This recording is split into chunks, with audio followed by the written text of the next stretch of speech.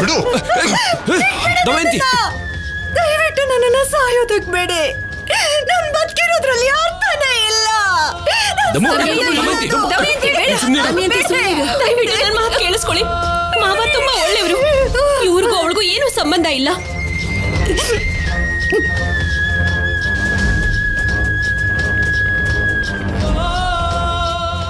ಮಾವನ ಒಳ್ಳೆತನನ ಮುಂದಿಟ್ಕೊಂಡು ಇಷ್ಟು ವರ್ಷ ಮಾಡದೇ ಇರೋ ತಪ್ಪಿಗೆ ಮಾವನ ಬ್ಲಾಕ್ ಮೇಲ್ ಮಾಡ್ತಾ ದುಡ್ಡನ್ನ ವಸೂಲಿ ಮಾಡಿದ್ದಾರೆ.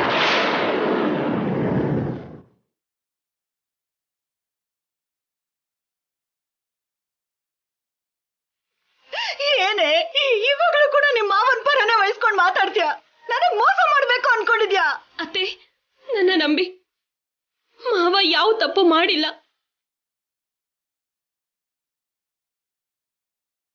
ನನ್ ಮಾತ್ ನಂಬಿ 24 ಗಂಟೆ ನನಗೆ ಟೈಮ್ ಕೊಡಿ. ನಾನು ಪ್ರೂವ್ ಮಾಡ್ತೀನಿ. ಪ್ಲೀಸ್ ಅತ್ತೆ, ಅತ್ತೆ, ಪ್ಲೀಸ್ ಅತ್ತೆ, ಪ್ಲೀಸ್ ಅತ್ತೆ.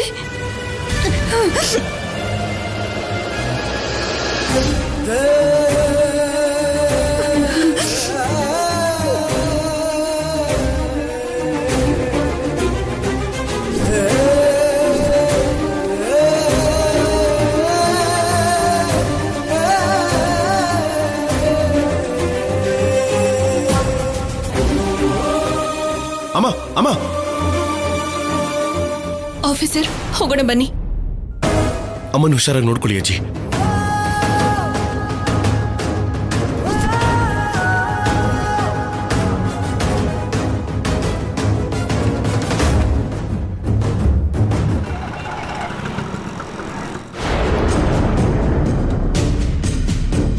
ತಗೋ, ನೀನ್ ಕೇಳಿದ 20 ಲಕ್ಷ.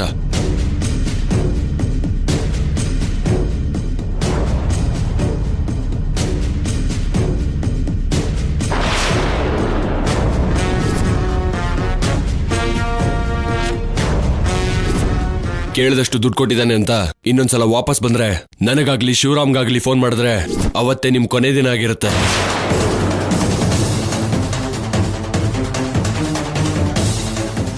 ಹೇಳಿದ್ನಲ್ಲ, ದುಡ್ಡು ಅದರಲ್ಲಿ ಇಟ್ಕೊಂಡ್ ಬಂದಿದ್ದೆ. ಮಧ್ಯದಲ್ಲಿ ಬರ್ತಾ ಏನೋ ಆಗಿದೆ.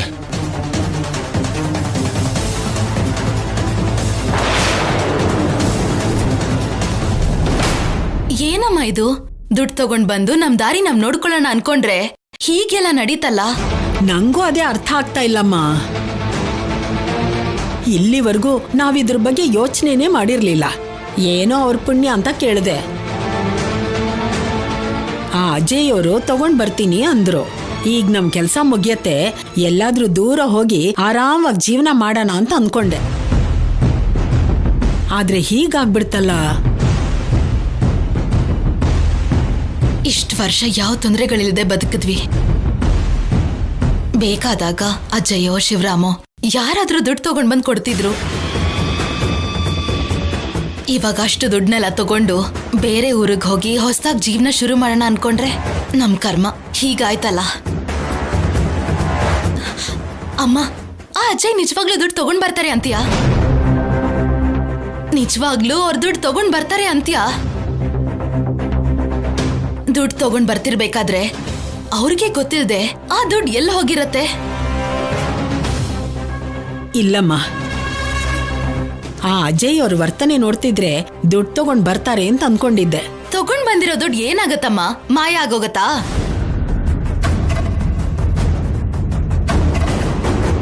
ನನಗ್ ಗೊತ್ತಿರೋ ಪ್ರಕಾರ ಅಜಯ್ ಅವರು ದುಡ್ಡು ತಗೊಂಡ್ ಬಂದಿರ್ತಾರೆ. ಆದ್ರೆ ಎಲ್ಲೋ ಏನೋ ನಡೆದಿದೆ.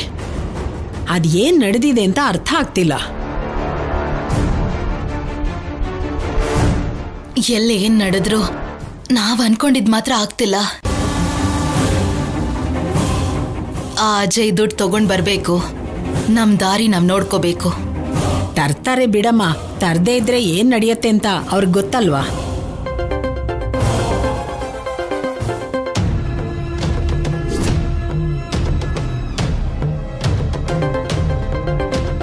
ಅಮ್ಮ, ಸಿದ್ದು ಅವ್ರು ಫೋನ್ ಮಾಡ್ತಿದ್ದಾರೆ. ಸ್ಪೀಕರ್ ಆನ್ ಮಾಡು.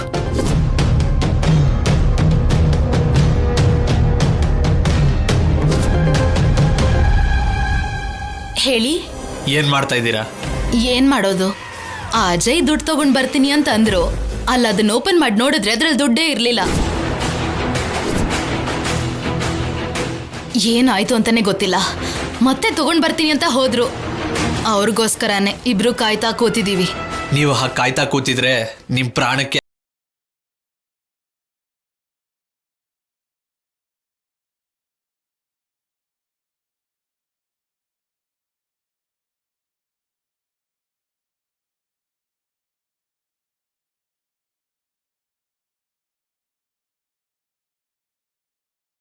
ಹರಿಸ್ಬೇಕು ಅಂದ್ರೆ ನಿಮ್ಗೊಂದ್ ಗತಿ ಕಾಣಿಸ್ಬೇಕು ಅಂತ ಆ ಶೌರ್ಯ ಕಲ್ಯಾಣಿ ಅಲ್ಲಿಂದ ಹೊರಟ್ರು.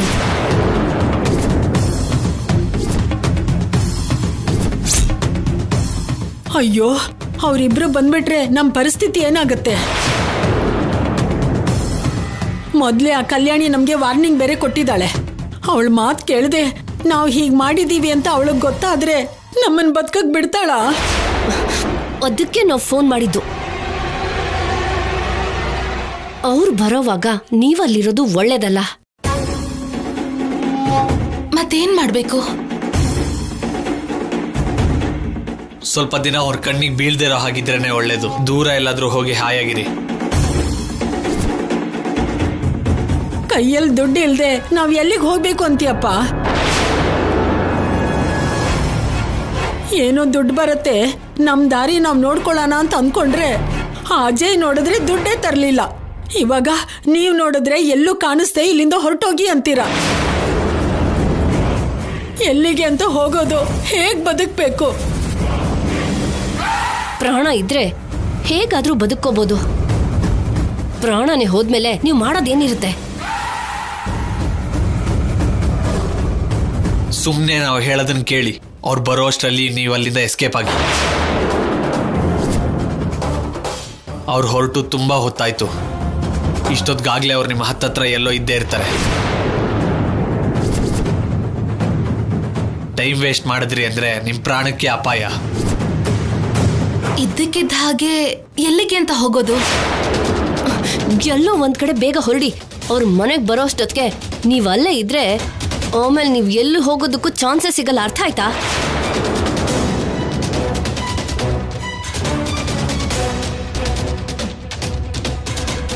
ನೀವು ಎಲ್ಲೇ ಇದ್ರು ನನಗೆ ಫೋನ್ ಮಾಡಿ ಸಾಕು. ಆ ಮನೇಲಿ ಇರೋದು ಮಾತ್ರ ನಿಮ್ಗೆ ಯಾವುದೇ ಕಾರಣಕ್ಕೂ ಸೇಫ್ ಅಲ್ಲ. ಬೇಗ ಅಲ್ಲಿಂದ ಹೊರಡಿ. ಹೊರಟಿಲ್ಲ ಅಂದ್ರೆ ಅದಾದ್ಮೇಲೆ ನಿಮ್ಮಿಷ್ಟ.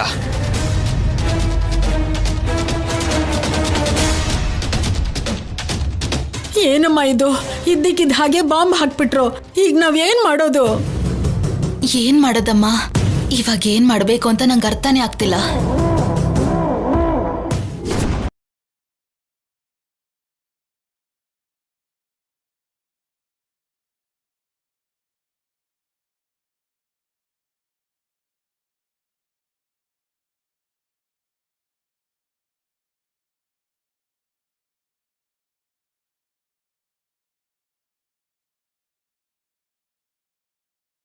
ಚೆನ್ನಾಗಿ ಬದುಕಬೇಕು ಅನ್ಕೊಂಡ್ರೆ ಹೀಗಾಗೋಯ್ತಲ್ಲ.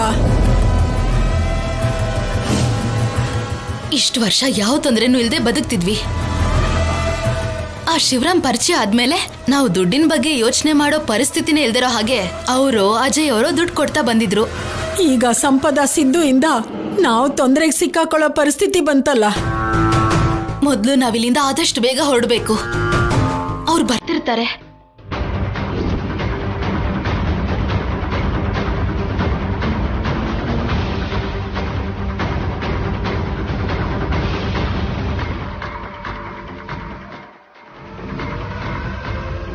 ಅವ್ರ ಬಗ್ಗೆ ಗೊತ್ತಾಗಿದ್ದೆ ನಾನು ಈ ಕೆಲಸ ಮಾಡಿದ್ರೆ ಚೆನ್ನಾಗಿರ್ತಾ ಇತ್ತು. ಆದ್ರೆ ಅತ್ತೆ ಬಗ್ಗೆ ತಲೆಯಲ್ಲಿ ಇಟ್ಕೊಂಡು ಆ ಕೆಲಸ ಮಾಡಕ್ಕಾಗ್ಲಿಲ್ಲ. ನಡೆದಿದ್ದೇನೋ ನಡೆದು ಹೋಯ್ತು. ಇವತ್ತಂತೂ ಅವ್ರನ್ನ ಸುಮ್ಮನೆ ಬಿಡಬಾರ್ದು. ಅವ್ರ ಬಾಯಿಂದನೇ ಮಾವಂದೇನು ತಪ್ಪಿಲ್ಲ ಅಂತ ಹೇಳಿಸ್ಬೇಕು. ಇಲ್ಲ ಅಂದ್ರೆ ಅತ್ತೆ ಮತ್ತೆ ಸೂಸೈಡ್ ಮಾಡ್ಕೊಳ್ಳಲ್ಲ ಅಂತ ಏನ್ ಗ್ಯಾರಂಟಿ ಇದೆ? ಬಾಮ್ಮ ಹೋಗೋಣ. ನನ್ ಮಾತ್ ಕೇಳು ಬಾಮ್ಮ. ಇಲ್ಲಿದ್ರೆ ತುಂಬಾ ತೊಂದರೆ ಆಗುತ್ತೆ. ಬಾ.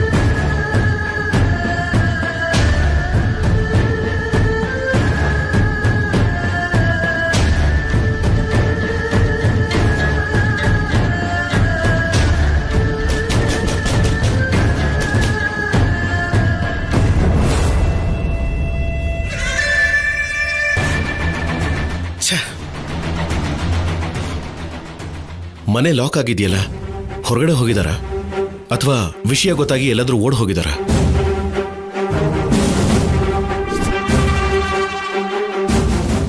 ಕಲ್ಯಾಣಿ, ಅವ್ರನ್ನ ಕೇಳೋಣ ಬಾ.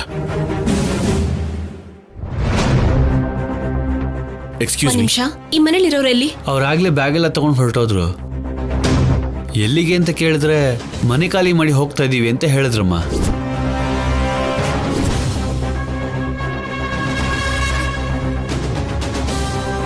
ಆಫೀಸರ್, ಅವರು ತಪ್ಪಿಸ್ಕೊಳ್ಳೋದಿಕ್ಕೆ ಸಾಧ್ಯ ಇಲ್ಲ. ಅತ್ತೆನ ಕಾಪಾಡ್ಕೊಳ್ಳೋದಿಕ್ಕೆ ಅವ್ರು ನಮ್ಮ ಕೈಗೆ ಸಿಗ್ಲೇಬೇಕು.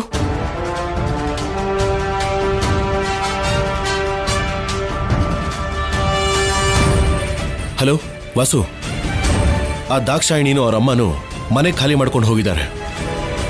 ನಮ್ಮವ್ರನ್ನ ಅಲರ್ಟ್ ಮಾಡಿ ಅವ್ರು ಎಲ್ಲಿದ್ರು ಹಿಡಿಯೋದಕ್ಕೆ ಹೇಳು. ಅವರಂತೂ ಎಂಥ ಪರಿಸ್ಥಿತಿಯಲ್ಲೂ ತಪ್ಪಿಸ್ಕೋಬಾರ್ದು.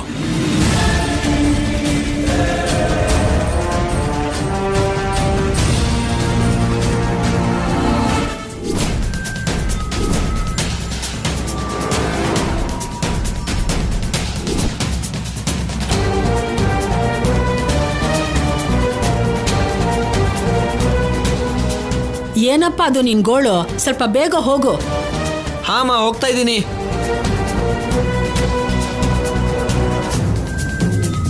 ನಮ್ಗೊಂದು ಅರ್ಜೆಂಟ್ ಕೆಲಸ ಇದೆ, ನೀವ್ ಸ್ವಲ್ಪ ಫಾಸ್ಟ್ ಆಗಿ ಹೋಗಿ. ಸರಿ ಅಮ್ಮ. ನಮ್ಮನ್ ಯಾರಾದ್ರೂ ನೋಡಕ್ ಮುಂಚೆ ನಾವ್ ಈ ಊರ್ ದಾಟು ಬಿಟ್ರೆ ನಮ್ಗೆ ಯಾವ ತೊಂದ್ರೆನೂ ಇರಲ್ಲ. ಹೌದಮ್ಮ. ಅಪ್ಪಿ ತಪ್ಪಿ ನಾವೇನಾದ್ರೂ ಸಿಕ್ಕಾಕೊಂಡ್ರೆ ಅಷ್ಟೇ ನಮ್ ಕತೆ. ನಮ್ ಜೀವನನೇ ನಾಶ ಆಗ್ಬಿಡತ್ತೆ. ಮಗಳೇ, ಹಾಗ್ ಮಾತ್ರ ನಡಿಬಾರ್ದು. ನಾವ್ ಬೇರೆ ಊರಿಗೆ ಹೋಗಿ ಯಾವ್ದೋ ಸಣ್ಣ ಪುಟ್ಟ ಕೆಲಸ ಮಾಡ್ಕೊಂಡು ಬದುಕಿದ್ರೆ ಆಯ್ತು.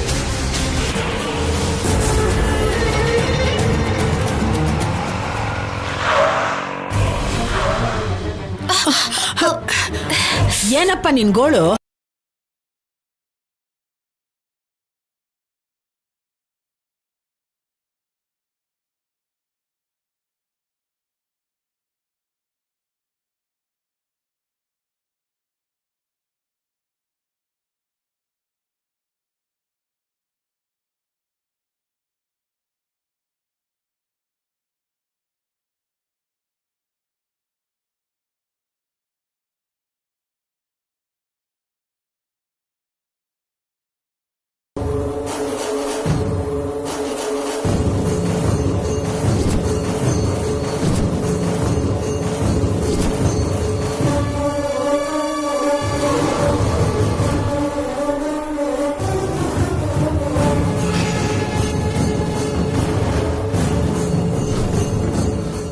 ಇಳಿರಿ, ಇಳಿರಿ.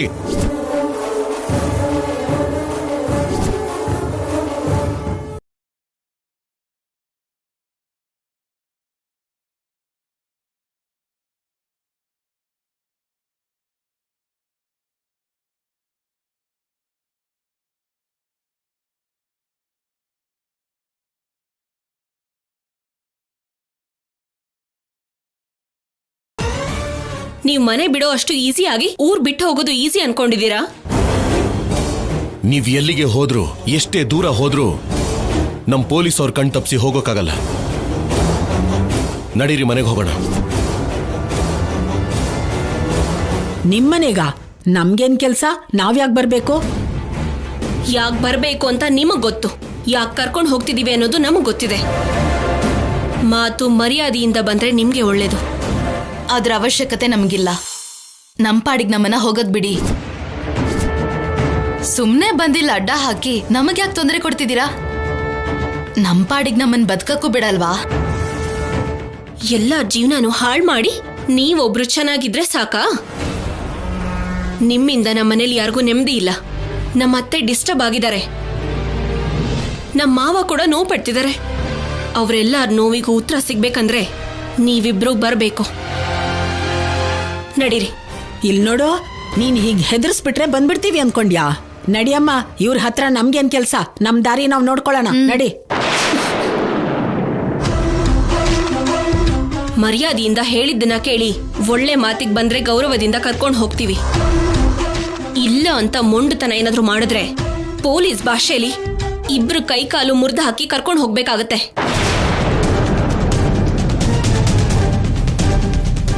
ಹೇಗ್ ಬರ್ತಿರೋ ನೀವೇ ಡಿಸೈಡ್ ಮಾಡಿ. ಬರ್ತೀರಾ ಇಲ್ಲ ಲೇಡಿ ಕಾನ್ಸ್ಟೇಬಲ್ಸ್ನ ಕರೆಸ್ಬೇಕಾ?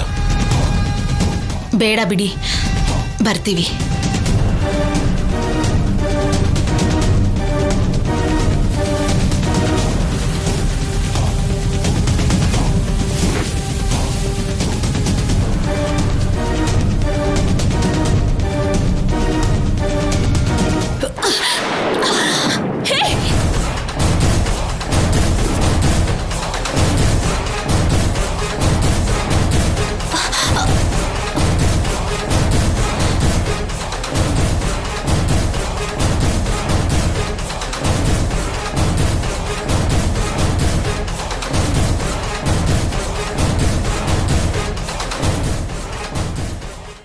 ಆಫೀಸರ್, ನಿಜನ ನಿರೂಪಿಸೋದಕ್ಕೆ ದಾಕ್ಷಾಯಿಣಿ ಒಬ್ಳಿದ್ರೆ ಸಾಕು.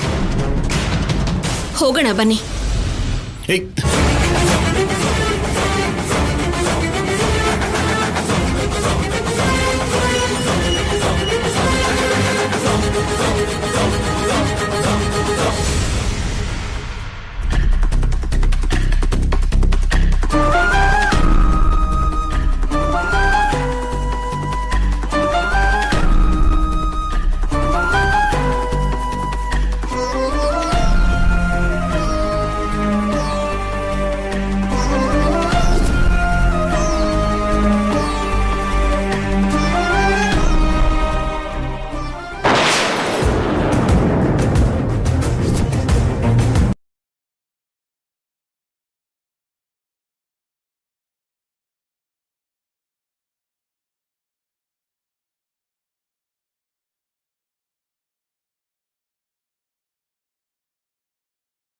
ಅತ್ತೆ, ನಿಮ್ಮ ಅನುಮಾನ ಇಲ್ಲೇ ಇದೆ. ಮಾವ ತಪ್ಪು ಮಾಡಿದ್ದಾರೆ ಅಂತ ನೀವ್ ಅನ್ಕೊಳ್ತಿದ್ದೀರಾ ಅಲ್ಲ? ನಿಜ ಏನು ಅಂತ ಇವಳೇ ಹೇಳ್ತಾಳೆ, ಕೇಳಿಸ್ಕೊಳ್ಳಿ.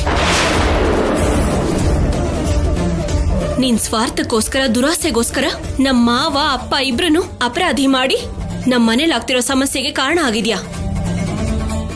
ಇವಾಗಾದ್ರೂ ನಿಜ ಹೇಳು. ಇದು ನಾವು ನಿಮಗೆ ಕೊಡ್ತಿರೋ ಅವಕಾಶ.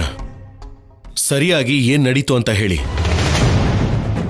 ಇಲ್ಲ ಅಂದ್ರೆ ನಮ್ಮ ಪೊಲೀಸ್ ಪದ್ಧತಿಲಿ ಬಾಯಿ ಬಿಡಿಸ್ಬೇಕಾಗತ್ತೆ. ಇದ್ರಲ್ಲಿ ಯಾರ ತಪ್ಪು ಇಲ್ಲ. ನನಗ್ ಪರಿಚಯ ಇರೋರ ಹತ್ರ ಮಾಟ ಮಂತ್ರ ಅಂತ ಮೋಸ ಮಾಡಿ ದುಡ್ಡು ವಸೂಲಿ ಮಾಡ್ತಿದ್ದೆ.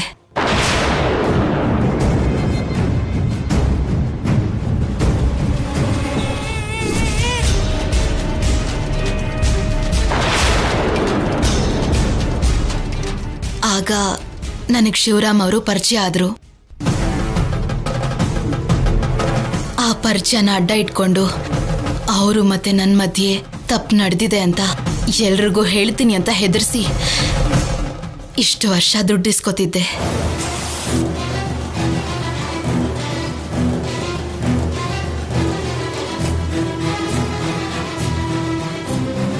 ನಿಜ ಹೇಳ್ಬೇಕು ಅಂದ್ರೆ ಶಿವರಾಮ್ ಅವರು ನಮ್ಮ ಮನೆ ಹತ್ರ ಬಂದಿದ್ದೆ ತುಂಬಾ ಕಡಿಮೆ. ತಂಗಿ ಸಂಸಾರ ಚೆನ್ನಾಗಿರ್ಬೇಕು, ಅವ್ರಿಗೆ ತೊಂದರೆ ಕೊಡಬೇಡ ಅಂತ ಅಜಯ್ ಅವರೇ ನಮಗ್ ದುಡ್ಡು ಕೊಡ್ತಾ ಇದ್ರು.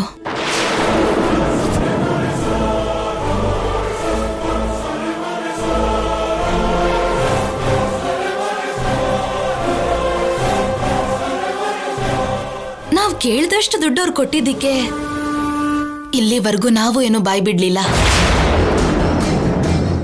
ಆದ್ರೆ ಇತ್ತೀಚೆಗೆ ಪರಿಚಯ ಆದ ಸಿದ್ದು ಮತ್ತೆ ಸಂಪದ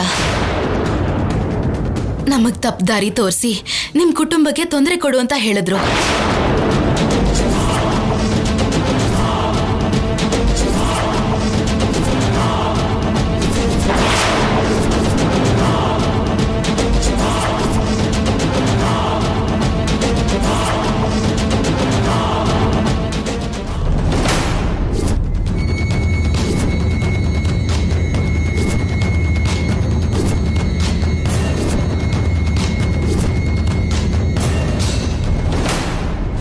ಅದಕ್ಕೆ ಯಾವತ್ತು ಕೇಳ್ದೇರೋ 20 ಲಕ್ಷ ಕೇಳಿದ್ವಿ. ಅದನ್ ಬಿಟ್ಟು ನನಗೂ ಶಿವರಾಮ್ ಅವ್ರಿಗೂ ಯಾವುದೇ ತರದ ಸಂಬಂಧ ಇಲ್ಲ.